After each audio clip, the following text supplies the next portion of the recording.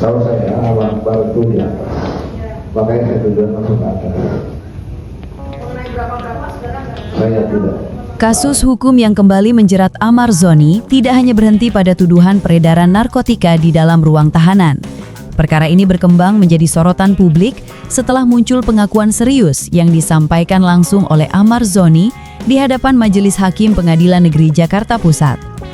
Dalam sidang pemeriksaan saksi pada Kamis, 18 Desember 2025, Amar secara terbuka menyatakan dirinya mengalami intimidasi, kekerasan fisik, hingga dugaan penyiksaan saat proses interogasi. Pernyataan itu bukan hanya mengguncang ruang sidang, tetapi juga memantik perbincangan luas di media sosial dan ruang publik. Amar Zoni, terdakwa kasus dugaan peredaran narkotika di Rutan Salemba, Jakarta Pusat, mengaku dipaksa untuk mengakui perbuatannya mengedarkan sabu seberat 100 gram. Ia menyebut tekanan yang dialaminya bukan sekedar tekanan verbal, melainkan kekerasan fisik berupa pemukulan dan setrum.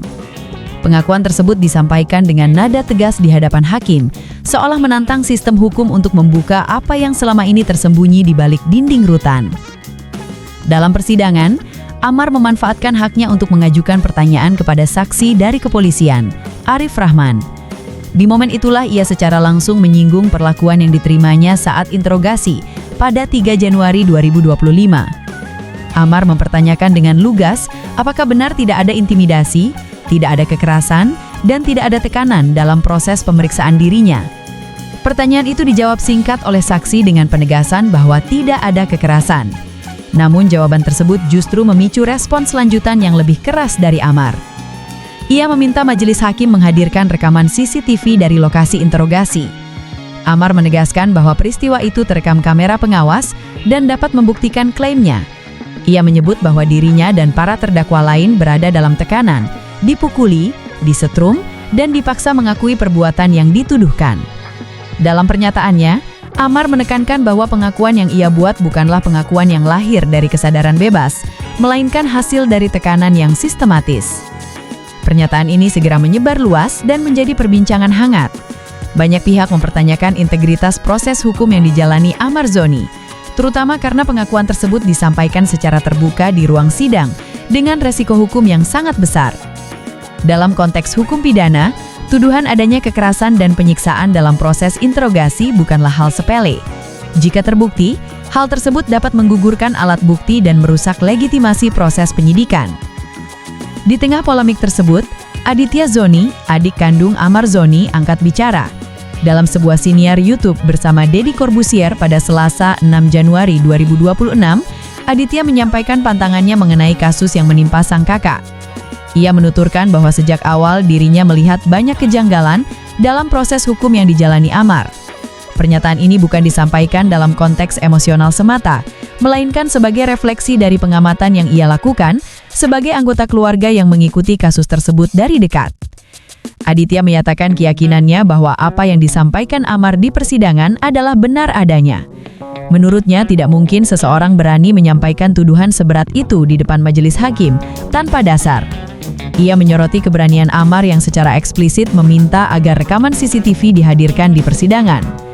Bagi Aditya, permintaan itu menunjukkan bahwa Amar merasa memiliki bukti atau setidaknya keyakinan bahwa apa yang ia alami benar-benar terjadi dan dapat diverifikasi.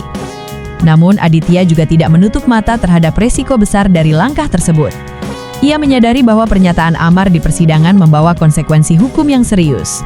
Menuduh adanya kekerasan dan intimidasi oleh aparat penegak hukum dapat memicu efek domino yang kompleks, baik terhadap jalannya perkara maupun terhadap posisi Amar sendiri sebagai terdakwa. Dalam sistem hukum, setiap pernyataan di persidangan dicatat dan memiliki implikasi yang tidak sederhana.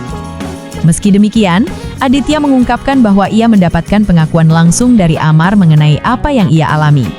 Dalam percakapan pribadi antara kakak dan adik itu, Amar disebut menceritakan adanya pemukulan dan kekerasan yang ia terima. Intinya, Amar merasa dipaksa untuk mengakui peredaran narkoba yang dituduhkan kepadanya. Bagi Aditya, pengakuan langsung tersebut memperkuat keyakinannya bahwa ada sesuatu yang tidak beres dalam proses hukum yang berjalan. Kasus ini kemudian tidak lagi semata-mata tentang dugaan peredaran narkotika, melainkan bergeser menjadi isu yang lebih luas mengenai perlindungan hak asasi manusia dalam sistem peradilan pidana. Tuduhan adanya penyiksaan dan intimidasi dalam proses interogasi mengingatkan publik pada prinsip dasar hukum bahwa setiap tersangka atau terdakwa berhak mendapatkan perlakuan manusiawi dan bebas dari kekerasan. Permintaan Amar untuk menghadirkan rekaman CCTV menjadi titik krusial. CCTV jika benar ada dan masih tersimpan, dapat menjadi bukti objektif yang menentukan arah kasus ini. Rekaman tersebut berpotensi mengkonfirmasi atau membantah klaim Amar terkait tekanan dan kekerasan yang ia alami. Di sisi lain, jika rekaman itu tidak dihadirkan atau dinyatakan tidak tersedia, hal tersebut justru dapat menimbulkan pertanyaan baru mengenai transparansi dan akuntabilitas institusi terkait. Dalam persidangan, Amar dengan tegas menyatakan bahwa pengakuannya dalam kasus tersebut lahir dari tekanan. Ia menekankan bahwa pada tanggal yang disebutkan saksi, terdapat kamera pengawas di lokasi interogasi. Pernyataan ini disampaikan bukan hanya sebagai pembelaan diri, tetapi juga sebagai permintaan resmi agar kebenaran diuji melalui alat bukti yang objektif. Amar seolah meletakkan nasib hukumnya pada rekaman tersebut. Respons publik terhadap pernyataan Amar dan Aditya terbelah. Sebagian melihatnya sebagai keberanian untuk melawan dugaan praktik tidak manusiawi dalam sistem hukum. Sebagian lain bersikap skeptis dan menilai pernyataan tersebut sebagai strategi pembelaan dalam perkara narkotika yang berat. Namun terlepas dari perbedaan pandangan, satu hal yang tidak bisa diabaikan adalah besarnya dampak pernyataan ini terhadap kepercayaan publik terhadap proses penegakan hukum. Kasus Amar Zoni kini berada pada persimpangan penting. Di satu sisi, ada tuduhan serius yang menyangkut integritas aparat dan prosedur hukum. Di sisi lain, ada proses peradilan yang harus berjalan berdasarkan alat bukti dan fakta hukum. Pernyataan Aditya Zoni menambah lapisan narasi bahwa persoalan ini tidak berdiri sendiri, melainkan melibatkan dinamika kekuasaan, tekanan, dan posisi rentan seorang terdakwa di balik jeruji besi.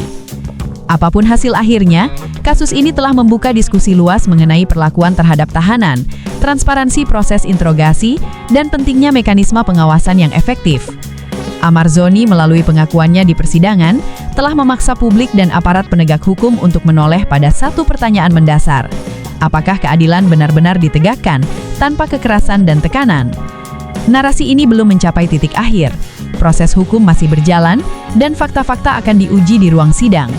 Namun satu hal sudah jelas, pernyataan Amar Zoni dan pembelaan Aditya Zoni telah menggeser fokus perkara dari sekedar kasus narkotika menjadi ujian serius bagi kredibilitas sistem hukum itu sendiri.